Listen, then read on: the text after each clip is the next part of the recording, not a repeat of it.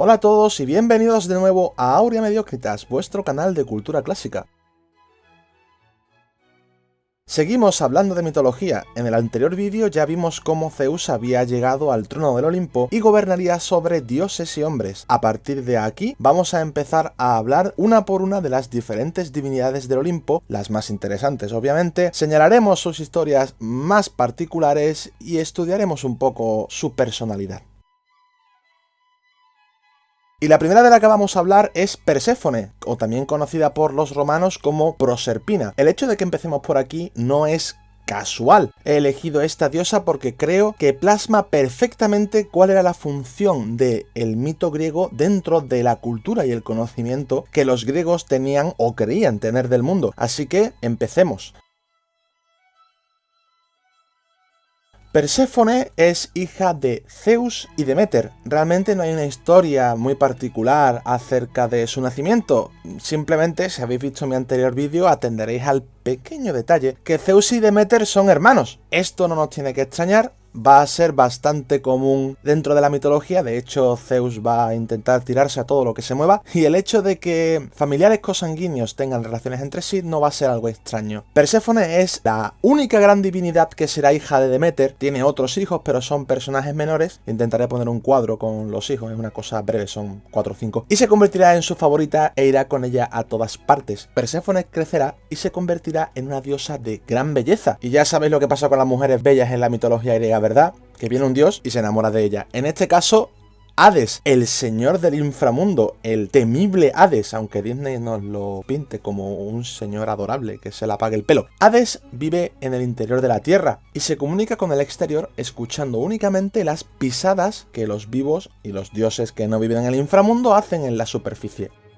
Así que un día Perséfone se fue a jugar a Sicilia. Sicilia es la pelota que está justo al lado de la bota italiana que parece que le va a pegar una patada. Y se fue con ellas allí de vacaciones a procrastinar un poco lo que hacen los dioses y miembros de la realeza. Y entonces Hades aprovechará para raptarla y llevársela al inframundo. Las ninfas al verlo no les hizo especial ilusión, así que más que plantarle cara, más bien prefirieron salir por patas. Aunque realmente no es necesidad de que las ninfas realmente lo viesen. Puede que Hades usase su famosísimo casco de invisibilidad. Sí, Hades tiene un casco de invisibilidad, es así de pro, para conseguir raptar a Perséfone sin que nadie se diese cuenta, ¿no? La cuestión es que Hades se lleva a Perséfone al inframundo y la retiene allí. No sabemos si contra o a favor de su voluntad. Entonces Deméter, pues lógicamente, a ser la madre de Perséfone, pedirá la devolución de su hija a Zeus. ¿Cuál es el problema? Que Hades ya se había preocupado de engatusar a Zeus antes de raptar a la muchacha. Entonces, pues Zeus le dice a Deméter, pues como que no le concede la devolución de la hija. Lógicamente, si te quitan a tu hija favorita, pues te puedes enfadar, ¿no? Y Deméter, al ser la diosa de la agricultura, tiene la habilidad de hacer crecer los cultivos a voluntad, así que decidió que los hombres nos íbamos a quedar sin comer, íbamos a tener un poco de hambre. ¿Cuál es el problema? Que al morir los hombres y morir los animales, que obviamente no pueden pastar, no pueden llegar los sacrificios a los dioses.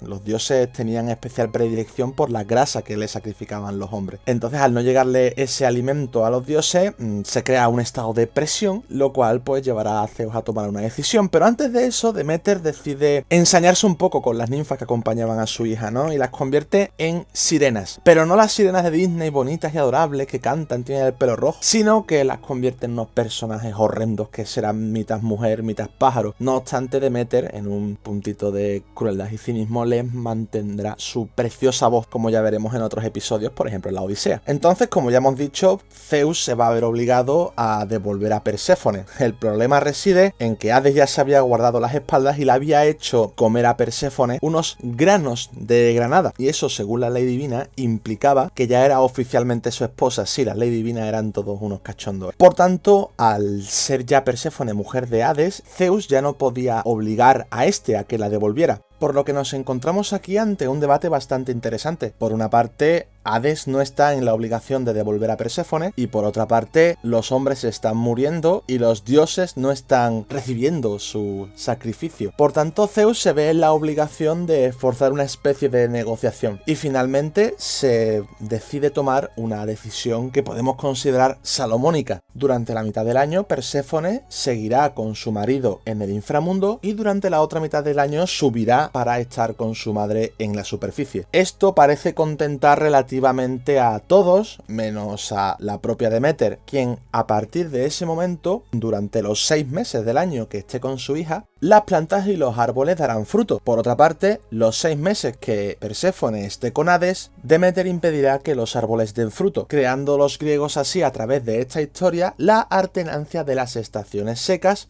con las estaciones húmedas y los ciclos de la agricultura. Esta es la razón por la que he querido contar primero esta historia, mostraros cómo los griegos, a partir de un relato que podemos pensar que es absolutamente fantástico, conseguían explicar algunas cosas que, para su nivel científico, no parecían encontrar otra explicación. Si los griegos tenían una duda y no eran capaces de encontrar una solución razonable, se la achacaban a un dios o a un relato divino. Curiosamente, esta civilización griega no será la única que recurrirá a ese método. Para terminar, decir que aunque Perséfone parece ser un ser benévolo, misericorde y tremendamente adorable, también se muestra como la terrible reina de los muertos, un ser implacable cuyo nombre no debía ser nombrado. Incluso Odiseo, cuando baja al inframundo, prefiere llamarla la reina de hierro, con tal de no pronunciar su propio nombre. Por último, Perséfone no tendrá hijos con Hades. En parte es normal, si Hades es el rey de los muertos, de lo muerto no pueden hacer vida, pero no obstante sí tendrá hijos con Zeus. Al carajo el parentesco otra vez, sí, ya sabemos cómo funciona esto. Y tendrá a Zagreo, un niño que no obstante nada más nacer será asesinado por Hera, la mujer de Zeus, que no suele gustarle que le pongan los cuernos. Y nada más, espero que os haya gustado la historia de Perséfone, que hayáis comprendido un poco mejor cómo funciona la mitología griega y que os hayáis motivado para seguir indagando un poco más al respecto. Por último, decir que podéis seguirme en Twitter y que el like es la ambrosía de YouTube. Hasta el próximo vídeo.